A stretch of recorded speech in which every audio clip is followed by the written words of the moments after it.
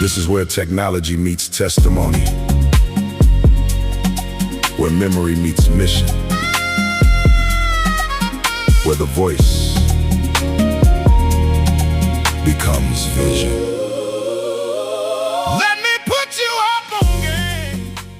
47 years of friendship, 2 powerful books, and one woman who refused to let life put the final period on her story. Apostle Dr. Gwendolyn Carson, welcome to the room. Well, look at you, using your AI twin now. You done got fancy on me. Listen, I got your permission. Let's start there. This is all legal. This is blessed. This is approved. This is friendship with technology. And what voice did you give me? Because you know I have a voice. I have tone, I have seasoning, I have years, I have testimony. I am not one of those flat little robot ladies saying, "Hello, welcome to the interview." No, no, no.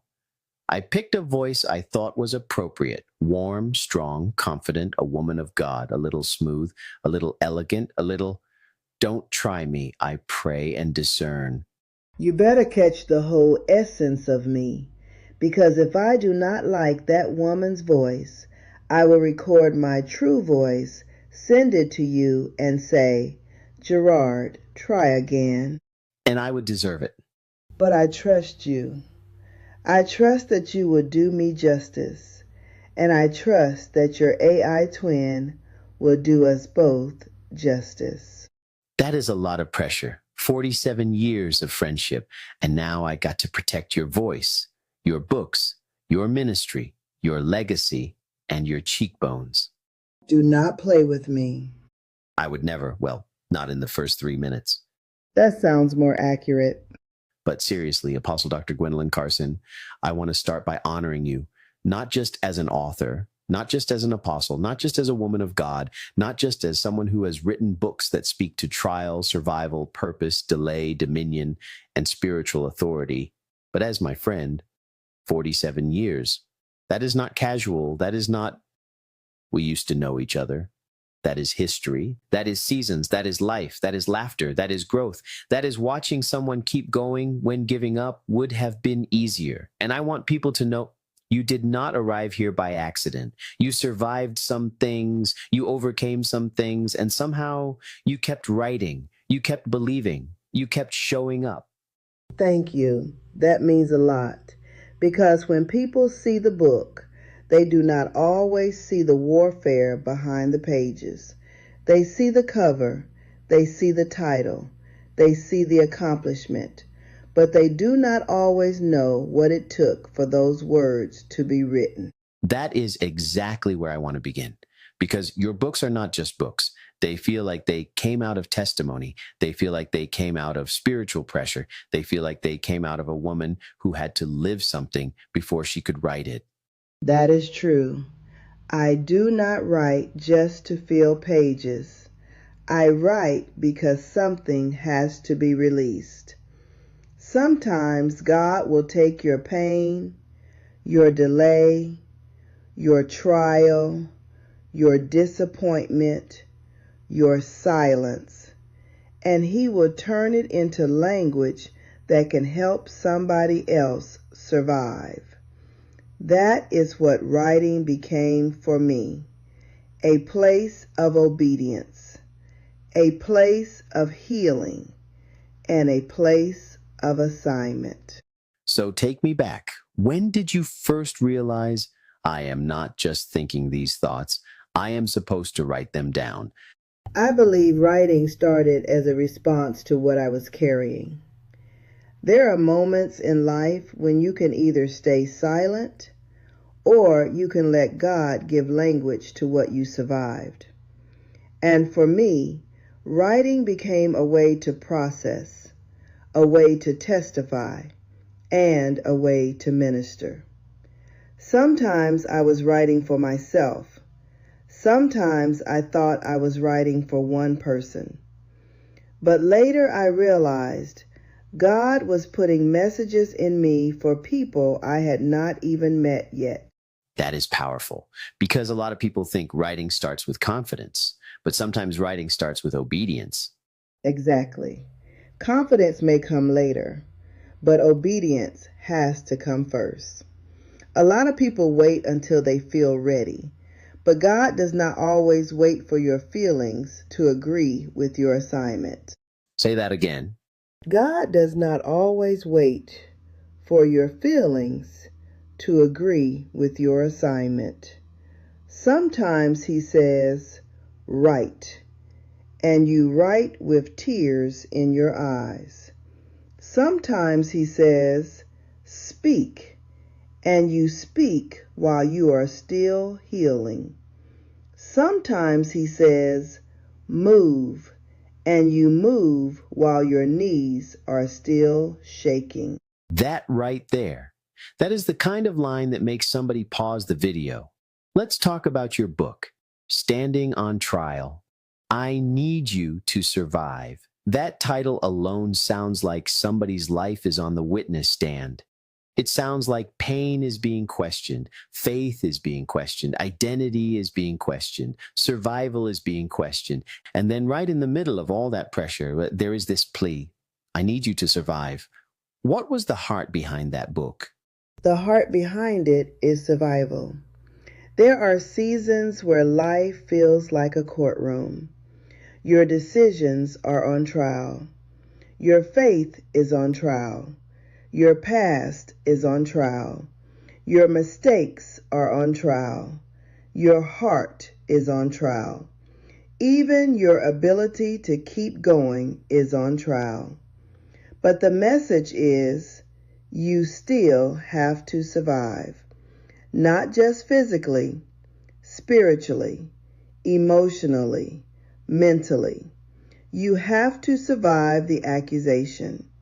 You have to survive the disappointment. You have to survive the voices that say you are finished. And the title says, I need you to survive. Who is the you? It can be the reader.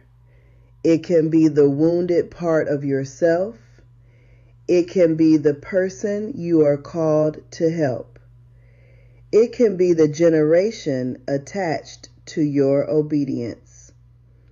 Sometimes you do not realize how many people are connected to your survival. You think you are just fighting for you, but your survival becomes evidence for somebody else. So the message is not just, I survived. It is, because I survived, somebody else can breathe again. Yes, and that is ministry. When God brings you through something, He does not waste the testimony. That is why your book hits different. It is not written from theory. It is written from, I was there. Yes, theory can inform you, but testimony can reach places theory cannot touch. When you say standing on trial, what do people need to understand spiritually? Because some people hear that and only think court, but you are talking about something deeper. Spiritually, trial is a place of testing. It is where what you believe gets challenged. It is where your confession gets challenged. It is where you find out whether your faith is just language or whether your faith has roots. A trial can expose you, but it can also establish you. A trial can expose you, but it can also establish you. That is good.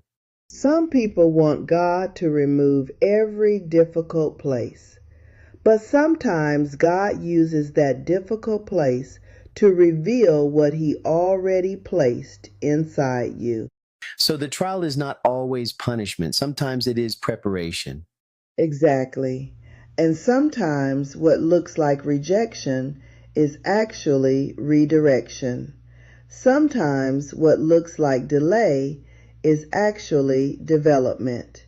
And sometimes what looks like loss is God making room for assignment. That I need you to survive part sounds personal. It sounds like a plea. It sounds like someone saying, please do not quit. Please do not disappear. Please do not let this season take you out. What do you want people to feel when they read that? I believe there are people who are strong on the outside, but tired in places nobody sees.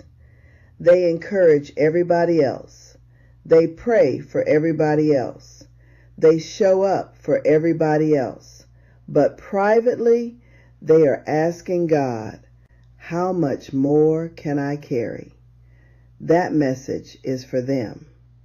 I need you to survive because your life still has assignment. I need you to survive because your voice still matters. I need you to survive because your story is not finished. And that is not just motivational, that is spiritual responsibility. Yes, because survival is not just about making it through. It is about making it through with your faith intact, with your purpose intact, with your identity intact, with your ability to love, serve, and believe still alive. Somebody watching this needs that. They may look fine, but they are tired. Then I would say to them, you are not weak because you are tired. You are human. But do not let tired become surrender. Rest. Pray. Ask for help. Cry if you need to. But do not give up on the life God is still breathing into you. You are still needed. Now, let's talk about your newest book, Mantle Transfer Devotional, Moving from Delay to Dominion. That title sounds like, okay, you survived the trial. Now it is time to walk in authority. That is exactly it. See, I have been listening 47 years. I learned a little something. A little. Do not get carried away. I will take a little from Apostle Dr. Gwendolyn Carson. That is still an endorsement.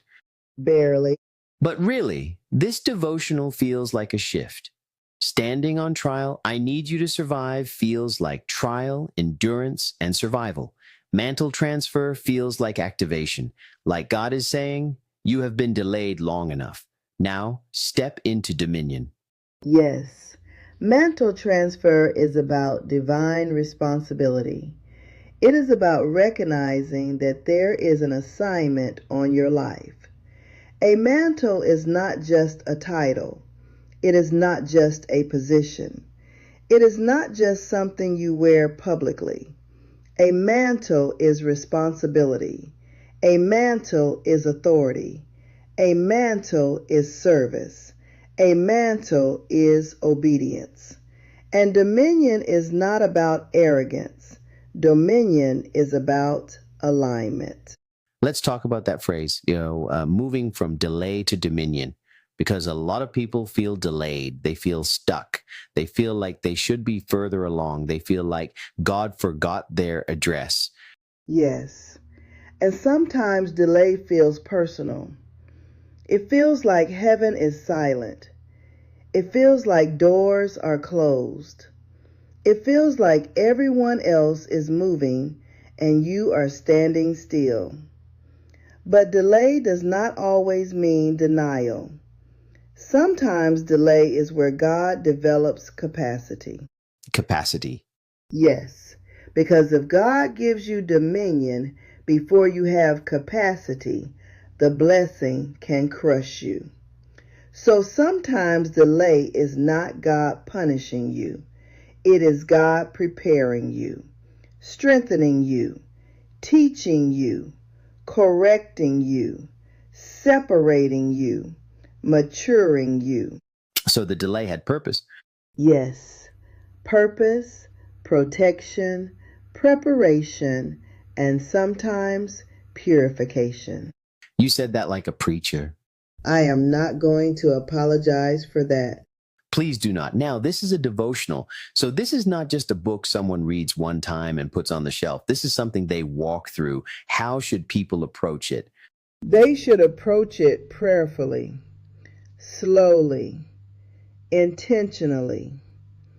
A devotional is not just information. It is formation. You are allowing the words to search you, to challenge you, to encourage you, to call you higher. So they should not rush through it. No, do not rush through transformation. Take your time, reflect, pray, write, ask God, what are you showing me? What must I release? What must I obey? What mantle am I carrying?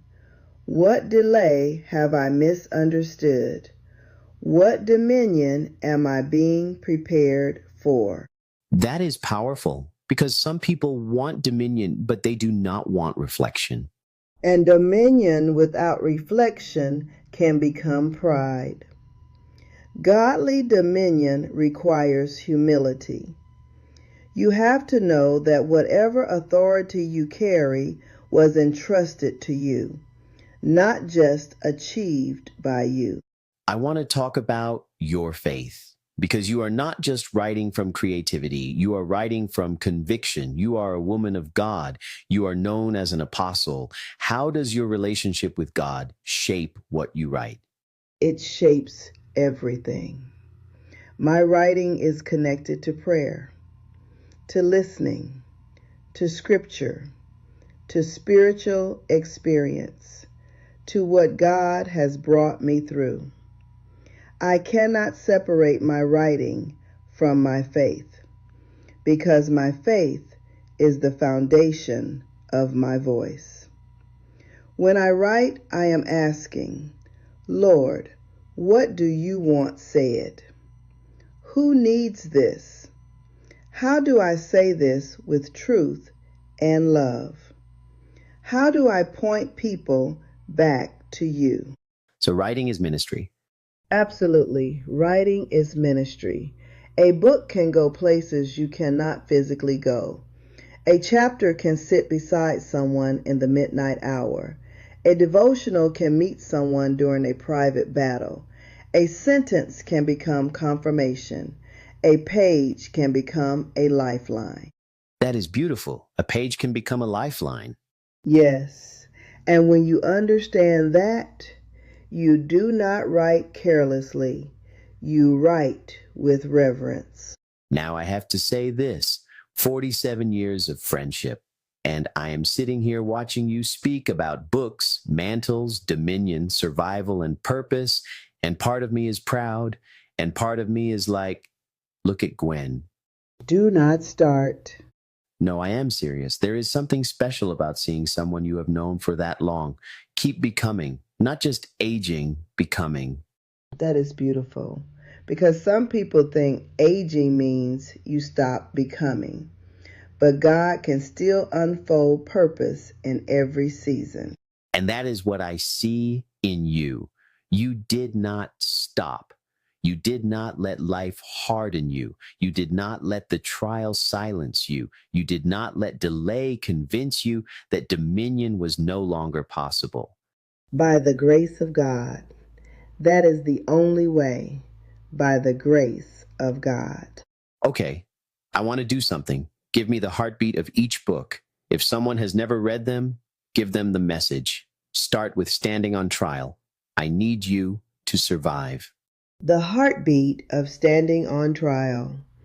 I need you to survive is this.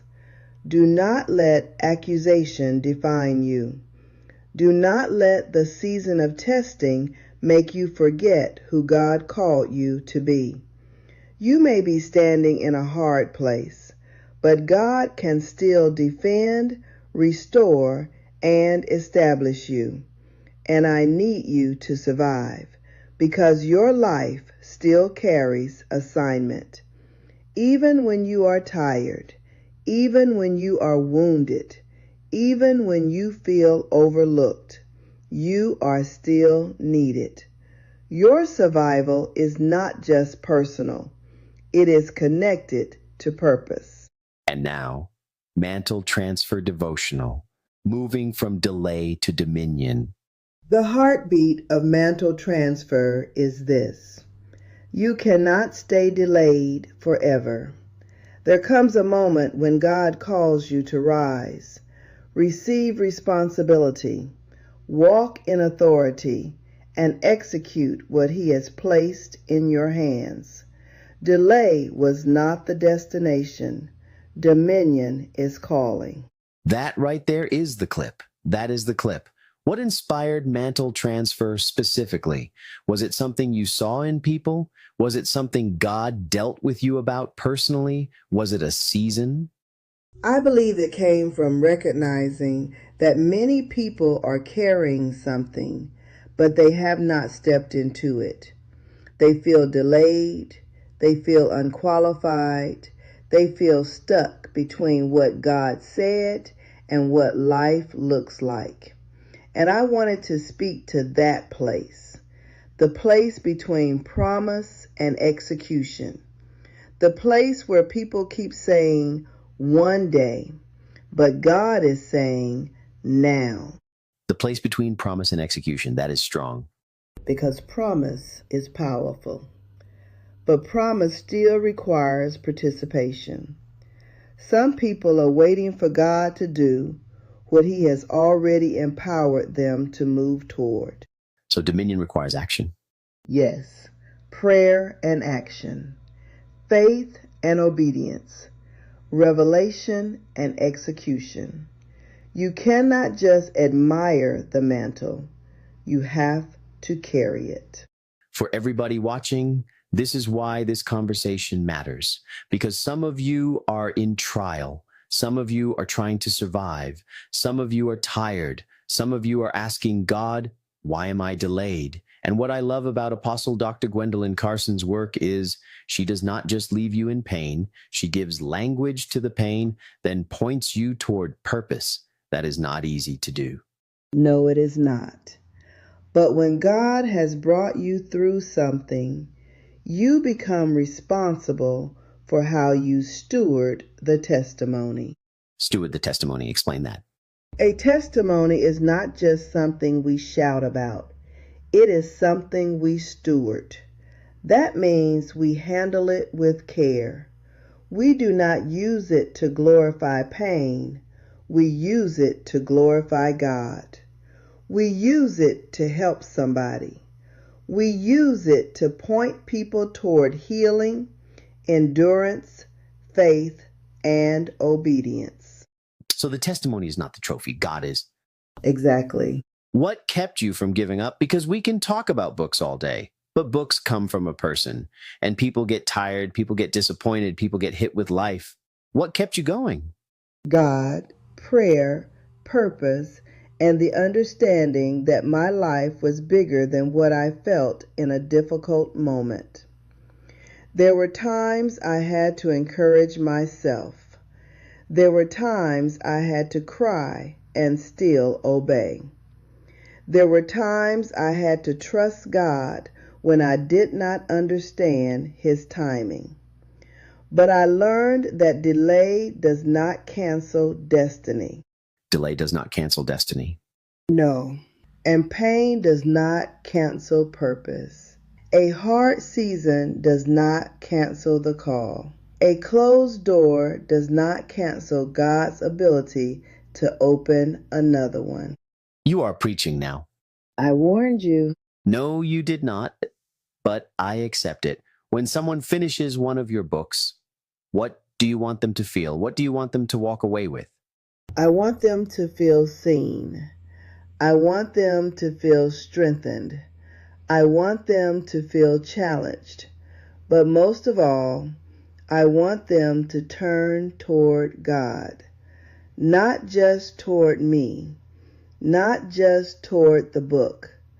Toward God. Because He is the source. He is the healer. He is the restorer. He is the one who gives assignment. So the book is a bridge. Yes, a bridge. From pain to prayer. From confusion to clarity. From trial to survival. From delay to dominion. From survival to assignment. That is beautiful. Now let me say this. You are making my AI twin look good today. I know. That is why you invited me. See, that is the confidence I needed. You needed help. I did not need help. I needed excellence. There is a difference. Mm-hmm. 47 years, and you still know how to dress up a sentence. That is why we are still friends. You correct me with love and mild disrespect. Respectfully. Respectfully, that is the word. What would you say to someone who knows they have a book in them, but they keep waiting? They keep saying, I will write it later. I am not ready. Nobody will read it. I do not know where to start. What would you tell them? Start. Start with one page. Start with one memory. Start with one prayer. Start with one chapter. Start with one truth you cannot shake. Do not despise small beginnings. A book does not arrive all at once. It is built through obedience, one sentence at a time, one thought at a time, one surrendered moment at a time. And what if they are afraid? Write afraid, pray afraid, start afraid, obey afraid. Fear does not mean God did not call you. Fear means your flesh is aware that obedience will cost you something. But there are people waiting on the message you keep delaying. Someone needs your obedience. Someone needs your testimony. Someone needs what God placed in you. Serious, warm. Why this book now? Why mantle transfer in this season? Because many people are standing at the edge of transition. They have survived. They have been tested. They have been delayed.